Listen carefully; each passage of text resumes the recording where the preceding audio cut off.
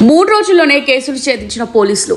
జగిత్యాల జిల్లా ధర్మపురి మండలం రాయపట్నం వద్ద దోసకాయలు అమ్మే మహిళ మెడలోంచి చైన్ స్నాచింగ్ కు పాల్పడ్డ నిందితులను అరెస్ట్ చేశారు ధర్మపురి పోలీసులు.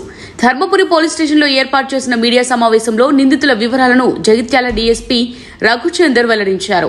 జగిత్యాల జిల్లా కోరుట్ల మెట్పల్లి ప్రాంతాలకు చెందిన సందీప్, రాజేందర్, అక్షయ్ కుమార్ తో పాటు అక్షయ్ భార్య అలేఖ్య జల్సాలకు అలవాటు పడి ఒక ముఠాగా ఏర్పడి సులభంగా డబ్బు సంపాదించాలన్న ఆలోచనలతో చైన్ స్నాచింగ్ కు పాల్పడ్డారని తెలిపారు. చోరీ చేసిన చైన్ ను మంచిర్యాలలో అమ్మేందుకు వెళ్తుండగా రాయపట్నం చెక్పోస్ట్ వద్ద వాహనాల తనిఖీ చేస్తున్న పోలీసులను చూసి పారిపోయేందుకు ప్రయత్నించగా పట్టుకున్నట్టు తెలిపారు.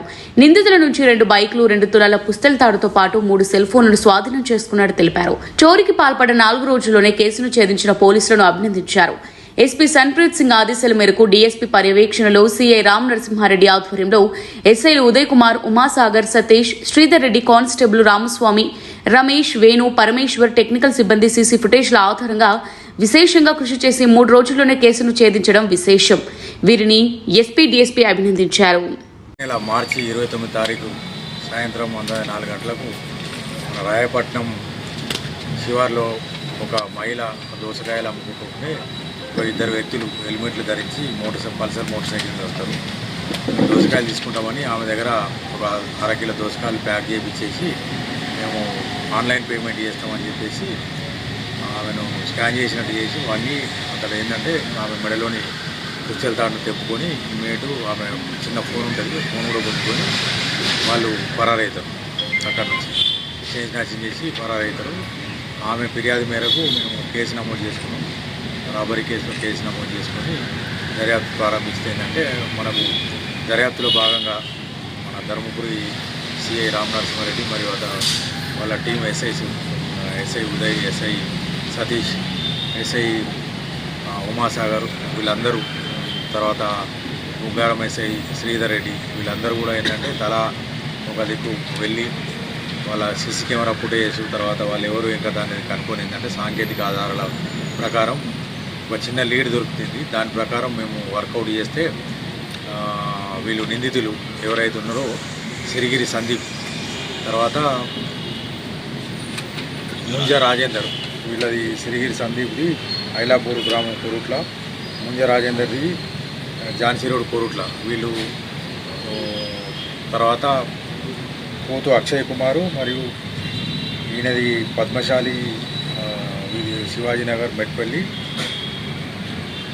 మారెస్టు అలేఖ్య ఈమెది కూడా కోన సముద్రం భీమ్గల్ మండలం ప్రస్తుతం మెట్పల్లి ఉంటుంది. ఈమె అక్షయ్ భార్య. వీళ్ళందరూ ఏంటంటే వీళ్ళను రెడ్ హ్యాండెడ్గా మనం వెహికల్ చెకింగ్లో పట్టుకుంటాం. 2 మోటార్ సైకిల్ స్వాధీనం చేసుకుంటాం. వాళ్ళ దగ్గరికి వెళ్ళి పోయిన పుస్తెల తాడు మరియు చిన్న పుస్తే వీళ్ళ దగ్గర ఉన్న ఫోన్ కూడా స్వాధీనం చేసుకుంటాం.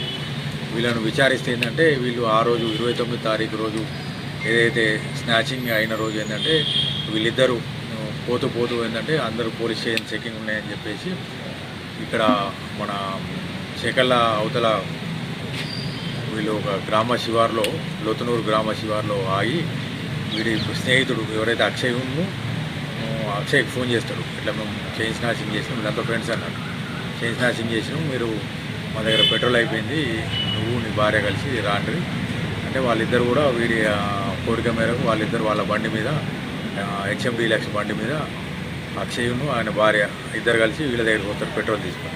వచ్చిన తర్వాత వీళ్ళు వచ్చేంత వరకే వాళ్ళు ఏంటంటే అప్పుడు వీళ్ళు ధరించిన హెల్మెట్లు, తర్వాత వీళ్ళు